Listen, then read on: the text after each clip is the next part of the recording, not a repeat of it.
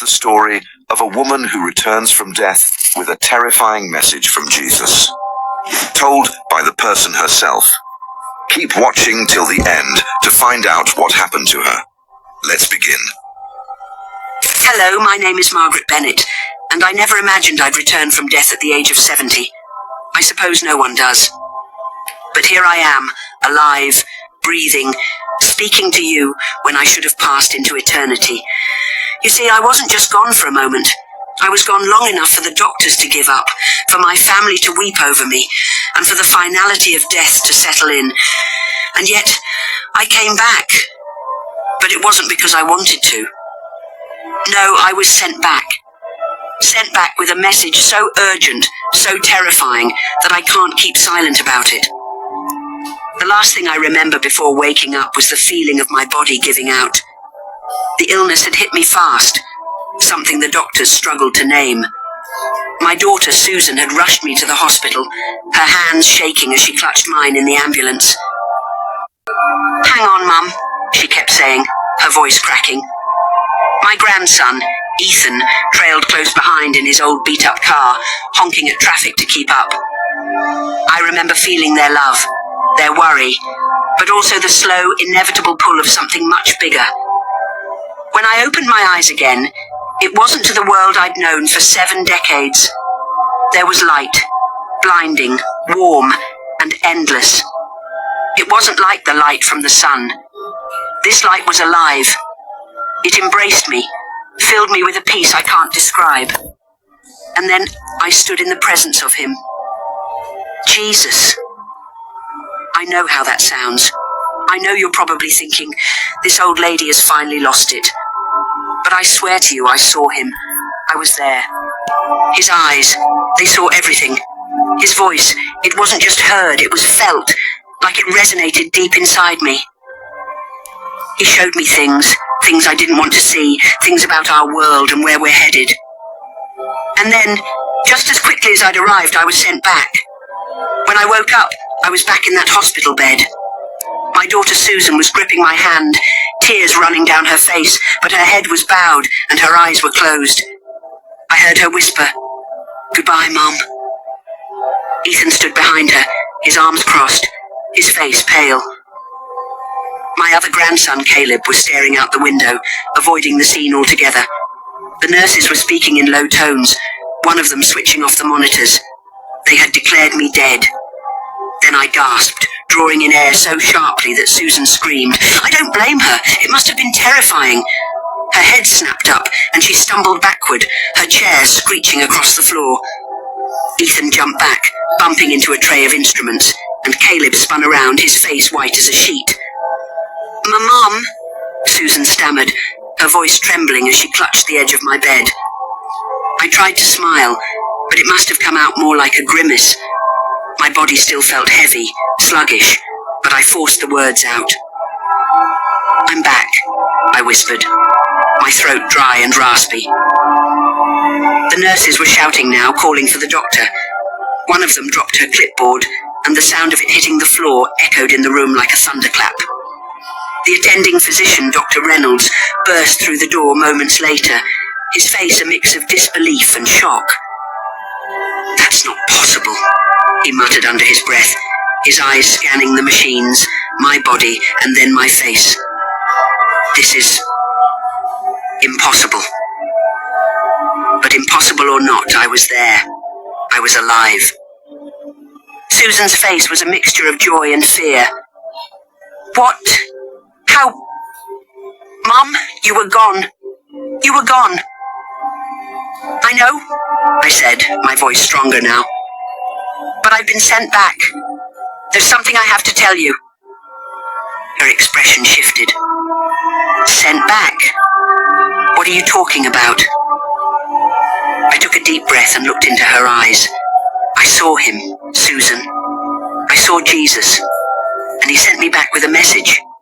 It's not just for me, it's for the whole world, and it's about Elon Musk. Her mouth opened slightly, but no words came out. Behind her, Ethan furrowed his brow, his skepticism already evident. "Elon Musk?" he repeated, as if I'd just said something absurd. Yes, I said, my voice firm. He showed me things, Ethan. Things about the future, about humanity's choices, and Elon Musk. He's at the center of it all. Caleb shifted uncomfortably by the window, rubbing the back of his neck. Susan blinked rapidly, trying to process what I was saying. The room fell into a stunned silence, broken only by the distant beeping of a machine somewhere in the hallway. I could see the disbelief on their faces, the mixture of hope, confusion, and doubt. But there was no denying what I had experienced. I don't expect you to understand, I said, my voice softer now. But you need to listen. This message isn't about me. It's about all of us. Jesus showed me what's coming, and Elon Musk is at a crossroad. The choices he makes will affect the future of all mankind. Susan finally found her voice. Mum, you've just been through so much. Maybe this is... I know what you're thinking, I interrupted. That it's a dream or a hallucination. But I'm telling you, this is real. I've never been more certain of anything in my life. The doctor tried to interject, but I didn't let him. Please, I said, my eyes pleading. Just listen. This isn't about whether or not you believe me. It's about what's coming. We have to be ready. And as I looked at each of them, Susan, Ethan, Caleb, the nurses, even the skeptical doctor, I saw the weight of my words beginning to sink in. Whether they believed me or not, they couldn't deny that something extraordinary had happened. And this was only the beginning. I remember every detail of what happened after I died.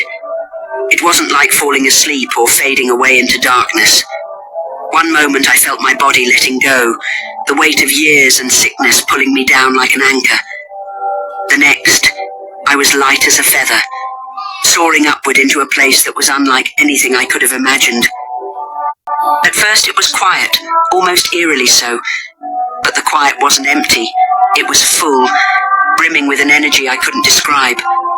There was light everywhere, bright and golden, yet not blinding.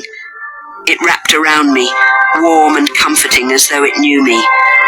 It wasn't the sterile, artificial light of the hospital, or even the warm glow of a sunrise. This light was alive. It pulsed with something pure, something holy, and as it touched me, I felt all the pain, fear, and heaviness of my life melt away. I wasn't afraid. I wasn't even confused. I just was. And it was perfect. As I moved, or was pulled, I'm not sure which, I began to see shapes forming in the distance. The light grew brighter, more vivid, and soon I realized it wasn't just light. It was a place. Rolling hills, golden fields, rivers that shimmered like liquid crystal. Everything seemed to hum with a kind of music, but not music as we know it. It wasn't coming from a source. It was simply there, as if the whole place was alive and singing. Colours I had never seen before swirled around me, vibrant and impossible to describe. Then I felt it. A presence. Not just any presence. It was him. Jesus. I didn't see him at first, but I knew he was there. I could feel him, like the warmth of the sun on your skin, or the first embrace of someone you love. His presence filled me with an overwhelming sense of peace and love, but also something else, something heavier. It was sorrow, a deep, aching sorrow that seemed to press against the joy of the place like a shadow. And then, there he was, standing before me. Jesus didn't look like the pictures you see in churches or in paintings. He wasn't pale or distant. He was radiant, yet his eyes carried a depth I couldn't comprehend. They were kind, but they also saw everything. Every thought, every deed, every secret I had ever held in my heart. His gaze wasn't condemning, though. It was loving, but truthful. It was as if he could see the whole of me, all at once, and he still loved me. I can't put into words what that felt like. It was humbling, overwhelming, and freeing all at once. He spoke, but not with words. His voice was in me, around me, everywhere. Margaret, he said, and the sound of my name in his voice brought me to my knees. You are here for a moment, but your work is not done. I am sending you back. I was stunned. Sending me back? I had only just arrived. I didn't want to leave this place, this peace, this perfection. But he wasn't finished. There is a message you must deliver, he continued. A message for the world. At that moment, visions began to flood my mind. Images, sounds, and feelings that I couldn't begin to process all at once. I saw the earth spinning in the vastness of space, beautiful, yet fragile. I saw humanity, busy and distracted, rushing towards something they didn't fully understand. There was so much light, so much innovation, but there were also shadows creeping in, greed, corruption, and a dangerous reliance on things they didn't control. Then one name stood out among the chaos, Elon Musk. I saw him clearly, standing at the center of it all. He was surrounded by towering structures of glass and steel, machines that seemed alive, and pathways that led to the stars. He was both a builder and a destroyer, a man of immense power and influence. But he wasn't alone. Behind him, I saw figures, some whispering encouragement, others sowing doubt.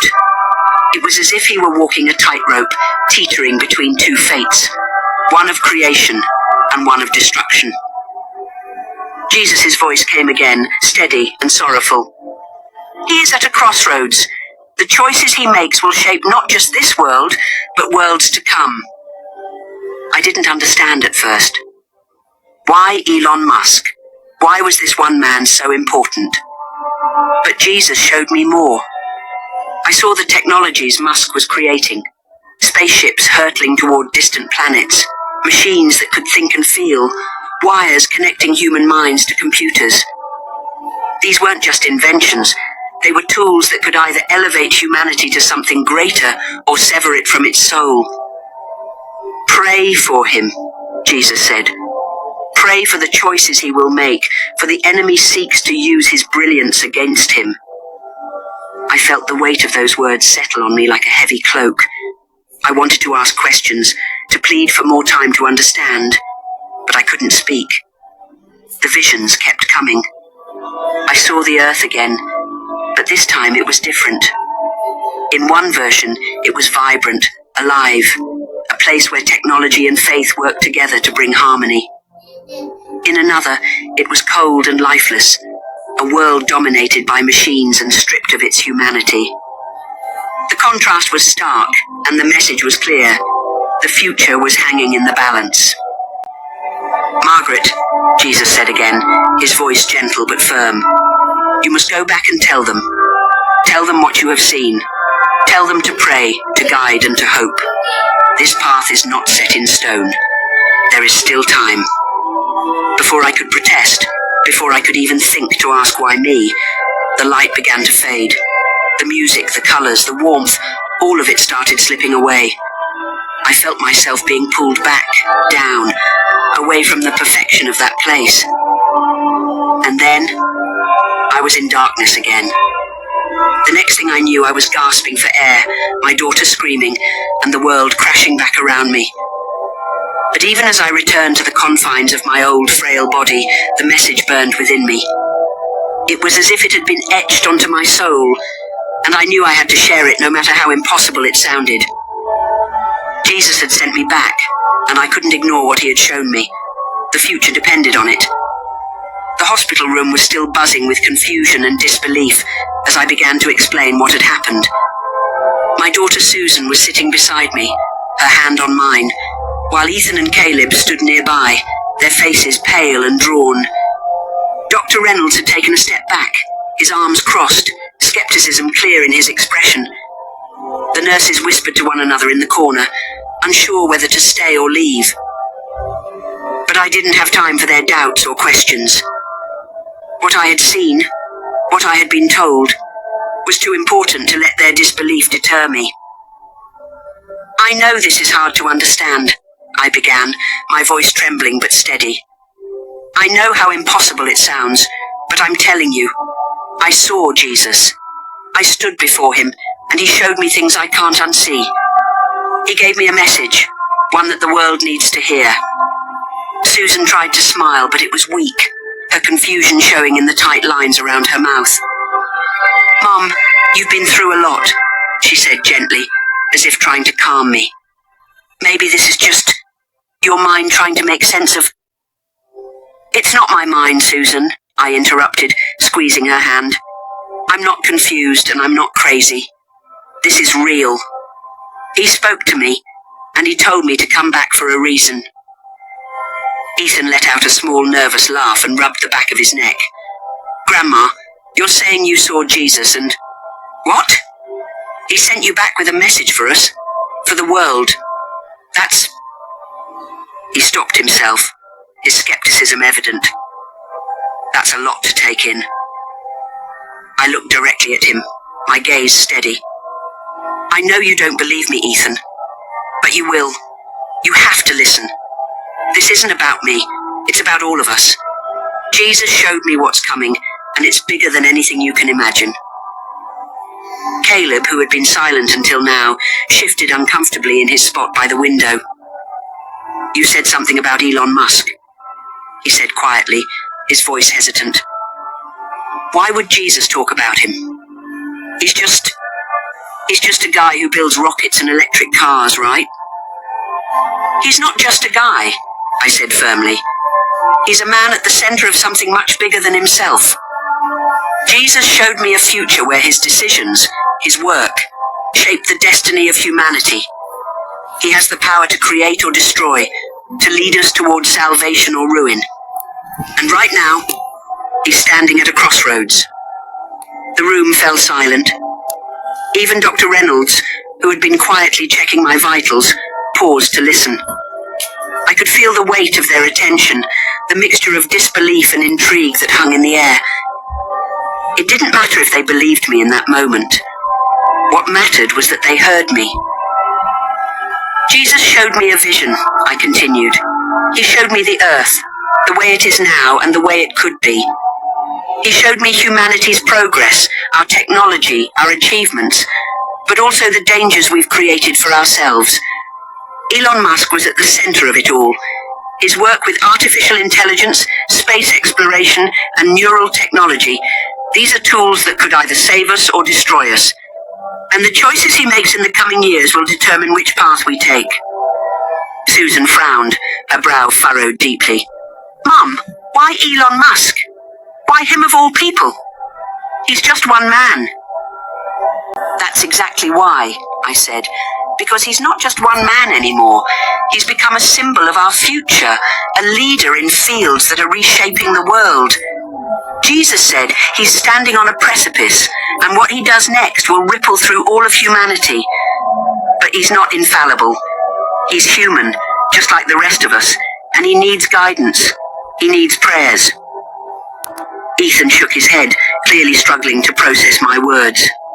"I mean, I get it. He's important, sure. But what does praying for him do? He's a scientist, not some kind of prophet or savior." "That's where you're wrong," I said, leaning forward as much as my frail body would allow. "He doesn't have to be a prophet or a savior to have the power to change the world. The enemy, yes, the enemy, is watching him closely, trying to twist his brilliance into something dark, something that will sever us from God and each other. Jesus told me this. Elon Musk is brilliant, but he's also vulnerable. He needs our prayers to stay on the right path, to use his gifts for good." Dr. Reynolds, who had been silent until now, finally spoke.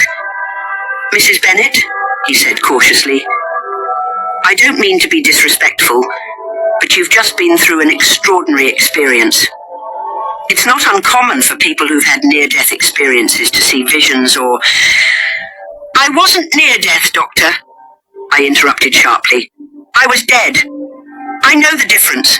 And this wasn't some hallucination or dream. This was real." He opened his mouth to respond, but stopped, as if something in my tone had silenced him.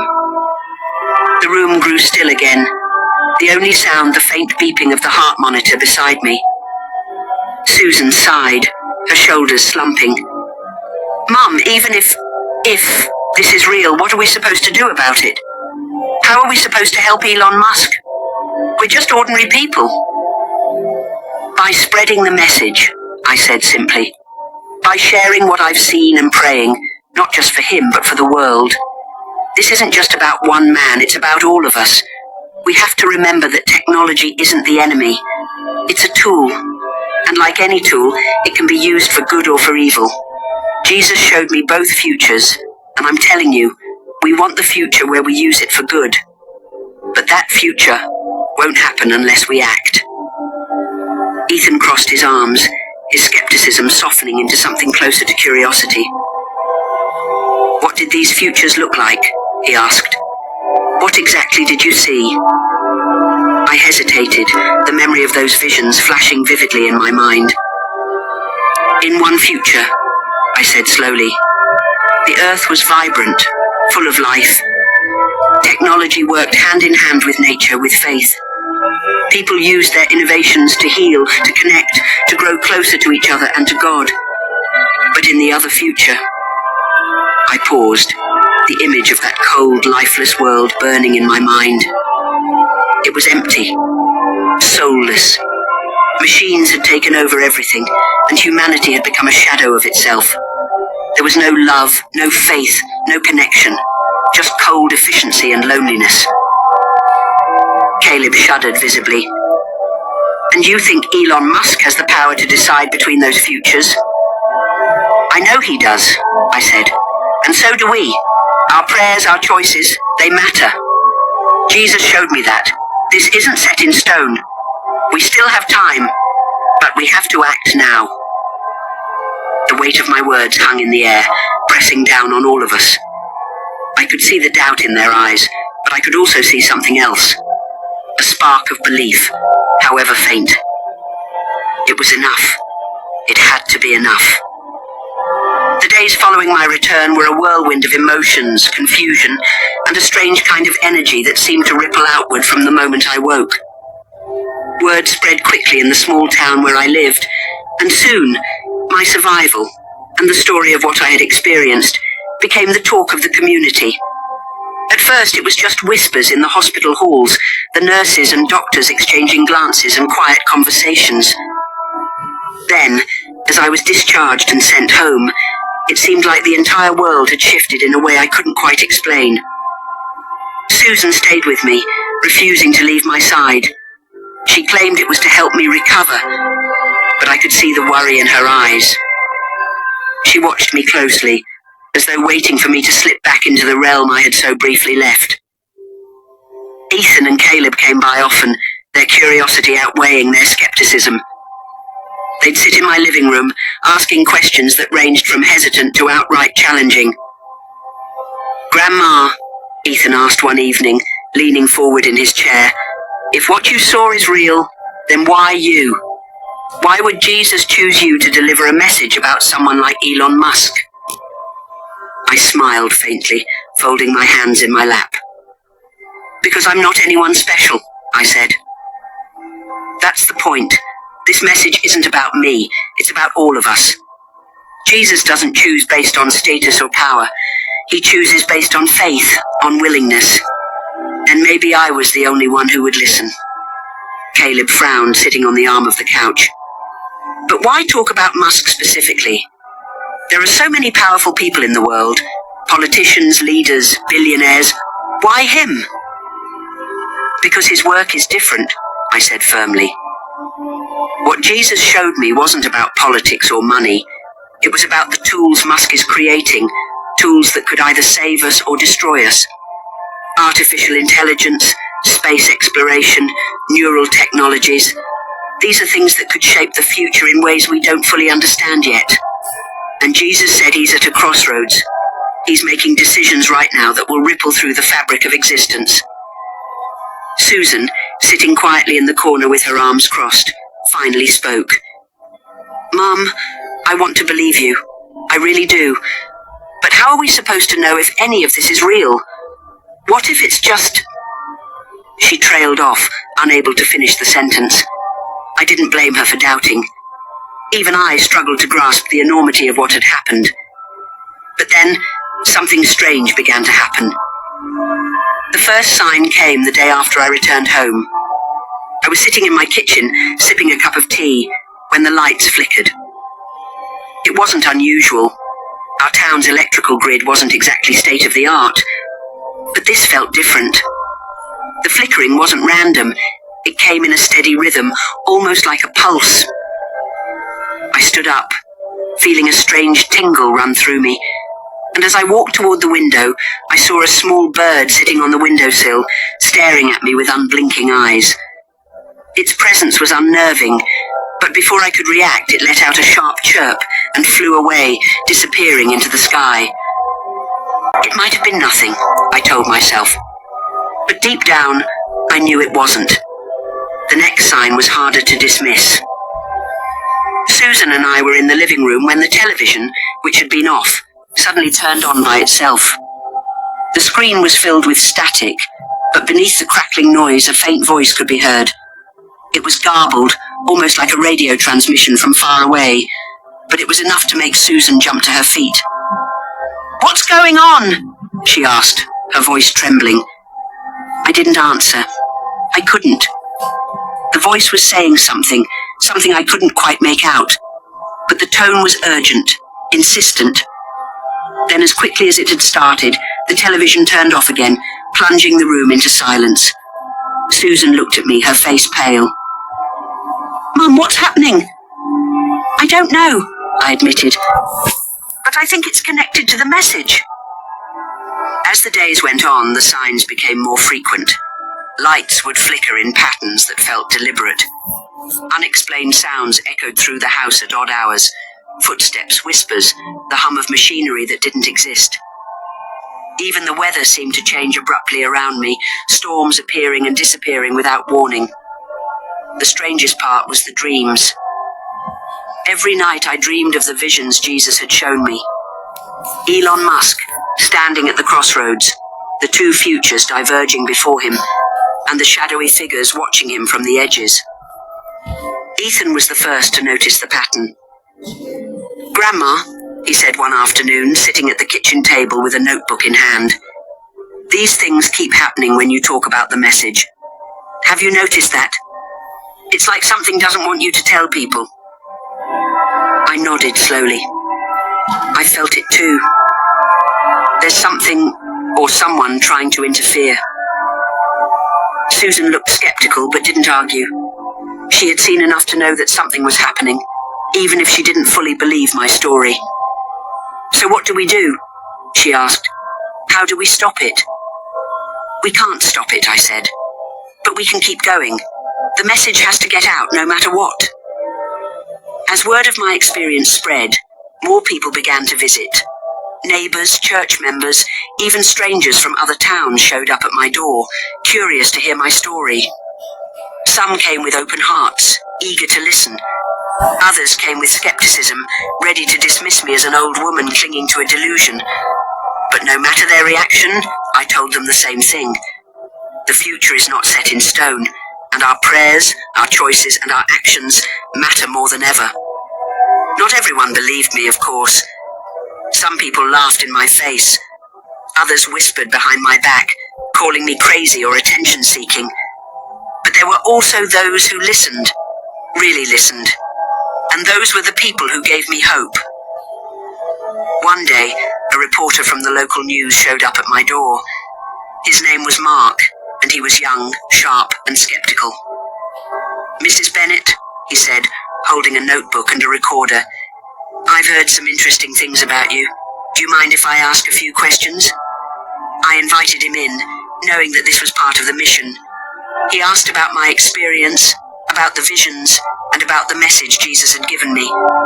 At first, his questions were dismissive, almost mocking, but as I spoke, his demeanour changed. By the time I finished, he was quiet, his pen resting on the page. "You really believe this, don't you?" he asked softly. "I don't just believe it," I said. "I know it, and deep down, you know it too." Mark left that day with more questions than answers, but I could tell I had planted a seed, and that was all I needed. The strange occurrences continued, but they didn't scare me anymore. If anything, they only strengthened my resolve. The message was bigger than me, bigger than my fear, and I was determined to see it through. As the days turned into weeks, my resolve to share the message grew stronger, even as the challenges seemed to multiply. The strange occurrences didn't stop. If anything, they intensified. Lights flickered more often, electronics malfunctioned without explanation, and the whispers in the silence of the night became louder, as if something unseen was watching, waiting. It wasn't just in my home anymore. Neighbors began reporting odd happenings too, unexplained power surges, strange feelings of unease, and even vivid dreams they couldn't explain. Despite the growing unease, I knew I couldn't let fear stop me. The visions I had seen and the message Jesus had entrusted to me were too important. It wasn't about convincing everyone or gaining followers. It was about planting seeds, igniting conversations, and reminding people of the power they held to shape the future. But the weight of it all was heavy, and I often found myself turning to prayer for strength. One morning, as I sat by the window, watching the sunlight dance through the trees, Susan joined me. She had been quieter than usual lately, her skepticism tempered by the strange events she could no longer deny. She brought me a cup of tea and sat down, her hands wrapped around her own mug. "Mum," she began hesitantly, "do you ever wonder why this happened to you? Why not someone more, I don't know, someone more influential?" I smiled at her, appreciating her honesty. "I've thought about it a lot," I admitted. "But I think that's the point, Susan. If this message came from someone with power or fame, people would dismiss it as another agenda, another ploy for attention. But I'm just an ordinary woman. I have no reason to lie, no motive beyond sharing what I've seen. Maybe that's why Jesus chose me." Susan nodded slowly, her brow furrowed. "I want to believe you," she said softly. "I really do. But it's just so much to take in. Elon Musk? Technology shaping the future? It feels so big." "It is big," I said gently. "But that's why it's so important. The world is changing faster than we can comprehend, and we're at a turning point. We need to remember what matters, what grounds us. And Elon Musk, he's at the heart of this shift. He's not a savior, Susan, but he's a man with incredible influence. What he chooses to do with that influence will ripple through the world." As we spoke, Ethan and Caleb arrived, their expressions more serious than usual. "Grandma," Ethan said, sitting down across from me, "we've been talking, and well, we want to help." I raised an eyebrow, surprised. "Help? How?" Caleb leaned forward, his voice steady. "By getting your message out. We've been looking online, researching what Musk is doing, his projects, his interviews, everything. People are already asking questions about the future of technology and how it'll affect humanity. If we share your story, maybe it'll make people think." My heart swelled with pride and gratitude. "That means more to me than you know," I said. "But you need to be careful. Not everyone will understand. Some people will mock you, call you crazy, just like they've done to me." "We're ready for that," Ethan said firmly. "This is too important to stay silent." And so, with their help, my story began to spread. It started small. Ethan and Caleb shared my account on social media, writing about my experience with honesty and passion. At first, the responses were mixed. Some people were inspired, sharing the posts with comments about faith, hope, and the future. Others were dismissive, calling it a hoax or a desperate plea for attention. But as more people read the story, the conversation began to shift. Local news outlets picked up the story, interviewing me in my modest living room. Mark, the young reporter who had visited weeks earlier, returned with a camera crew, asking more in-depth questions. "Mrs. Bennett," he said during the interview, What do you hope to achieve by sharing this message? I'm not trying to achieve anything, I said simply. This isn't about fame or recognition. It's about reminding people of what matters. We're standing at a crossroads, Mark. The choices we make now, about technology, about humanity, about faith, will shape the future in ways we can't fully understand. My job is to share what I've seen. The rest is up to them. The interview aired that evening, and the response was overwhelming. People from all over the country, and even the world, began reaching out, sharing their thoughts, their prayers, and their own experiences. Some claimed they had also seen visions, felt a pull towards something greater. Others wrote to say that my story had made them think differently about technology and its role in their lives. Still, there were skeptics, and their voices were loud. But I didn't let them deter me. This wasn't about convincing everyone. It was about starting a conversation. As the message spread, the strange occurrences around me grew more intense. One night, I awoke to find my room bathed in an eerie glow, though no light source could be found. The whispers, which had once been faint, were now distinct, though I couldn't make out the words. It felt as though something was pushing back against the message, trying to stop it from reaching the people who needed to hear it. But the more resistance I faced, the more determined I became. I knew this wasn't just a test for Elon Musk or the world. It was a test for me, for my faith, for my courage. And I wasn't going to fail. One day, as I sat on my porch, a letter arrived. It was from a young woman named Maria, who lived halfway across the country.